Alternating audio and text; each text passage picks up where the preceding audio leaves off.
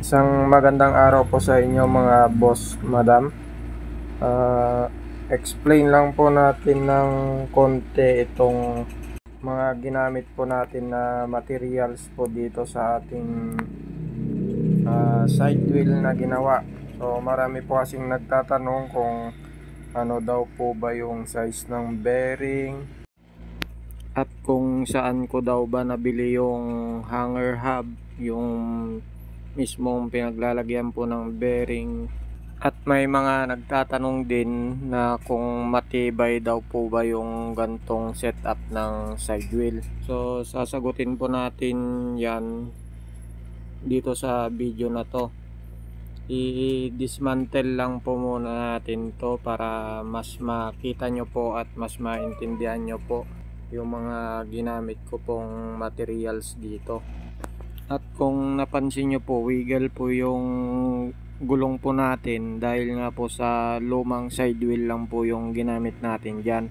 Pati po yung shock na kinabit po natin dyan na dalawa, pinaglumaan lang din po yan, binigay lang po sa atin. Bali ito po yung hanger hub po na sinasabi po sa mga comment po, no, na kung saan ko po ba ito nabili at kung matibay po ba yung gantong klaseng setup nga po ng gulong, no.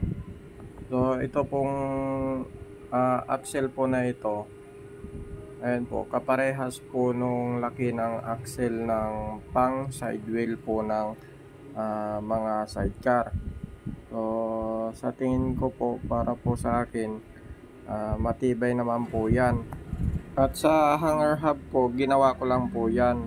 So ito yung ginamit ko na tubo. Didos po yung size niya, schedule 40. At yung bearing po na ginamit ko dyan, yung mismong bearing din ng pang side wheel. Bali ito po yung number po nung bearing, 6205. Yan po yung bearing na ginamit ko dyan sa may hanger hub. Tapos kung makikita nyo po, maluwang po yung bearing sa may tubo. Kaya ang ginawa ko dyan, tinabasan ko pa yung tubo para mag-fit lang po yung bearing. Sa mga may gusto pong makita kung paano ko yan ginawa, yung hanger hub na yan, naka-upload po yan sa channel ko po. Bali ilalagay ko na lang po yung link sa comment section. Paki-visit na lang din po at paki-support na lang din po yung channel ko po doon. So yun, balik tayo dito sa hanger hub. Bali yung kapal po na itong ginawa ko pong tubo, no, na ginawa ko pong hanger hub, schedule 40 naman po yan, medyo makapal na rin yan. So kung meron naman kayong available na mas makapal dyan, kung gusto nyo pong gayahin yung gantong setup, mas okay na yung mas makapal pa dyan na tubo kung meron po kayo. Kasi po ako, yan lang yung available sa akin, kaya yan po yung ginamit ko. Tsaka pang service ko lang din yan, pang sariling service lang naman po yan. Tsaka pwede ko rin naman po yan patibayin pa. Pwede ko po yung lagyan pa ng pampatibay niya. So sa mga susunod na lang po siguro na araw, upload ko po, gagawin ko po yon kung paano po siya mas patibayin ng ganyan lang po yung tubo. Tsaka kung makikita nyo po, no, yung pagkaka-welding po niyan, talaga pong pinol-weld ko po ng mabuti yan. Patong-patong po yung welding ko po dyan para mas matibay. Kasi po kahit na anong kapal po niyang tubo na ginamit ninyo, kung yung pagkaka-welding din po ay mahina, magiging useless lang din po yung tibay ng gawa natin. Bali ito po yung axle po, no. Bali axle po talaga siya ng pang side wheel. Binildapan ko pa po yung doon sa part ng bandang dulo po niyan. para po maikabit po itong bearing. Kasi yung mga nabibiling axle ng side wheel, medyo malalim sa may part doon sa bandang gilid. So pang isang bearing lang po talaga siya. Kaya ang ginawa ko, binildapan ko po yung part na yan para yung bearing hindi po kalog sa may axle. So bali ito po, kung makikita nyo po, no, ayan po yung tinutukoy ko. Mas mapayat po yung part na yan. So dyan po nakalagay kasi yung isang bearing na ginawa po nating hanger hub. Hanggang dyan lang po siya. Bali dalawang bearing po yun na nakalagay sa may hanger hub para mas matibay. So sa mga nagsasabi pala na mahina daw yung bearing na to, tingin ko naman po siguro hindi basta-basta masisira. Dahil nga po malaking bearing naman po yan, pang side wheel po na bearing yan, yung nilagay po natin dyan.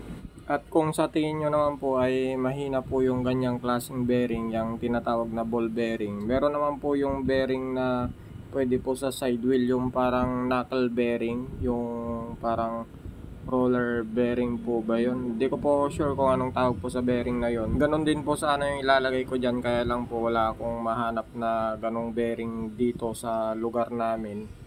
Kaya yan na lang po muna yung nilagay ko. At kung makahanap man po ako, papalitan ko rin po yan. At kung gusto nyo rin po na mas matibay pa na hanger hub, yung mismong hub na lang po ng pang side wheel, yun na lang po yung ikabit nyo doon sa yung ganyan pong ginawa kong hanger hub. Kaya lang po kasi ang sa akin lang po masyado pong mahaba o malapad. So magiging malayo na po yung side wheel natin pagka ganyan po kaba yung gagamitin. Kaya mas pinili ko po na gumawa na lang para mas maganda lang po siyang tignan.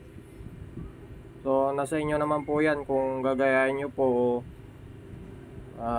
doon po kayo sa mas siguradong matibay. So para sa akin naman po kasi matibay na po yan.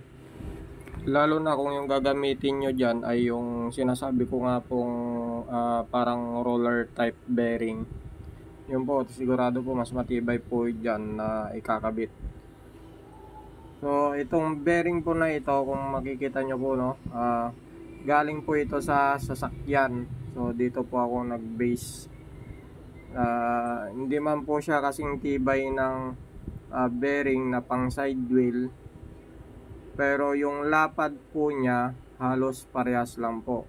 Mas malapad pa rin po yung mas malapad pa nga po ng konti yung ginawa ko. Pero yung bearing po na ito, dihamak naman po na mas matibay.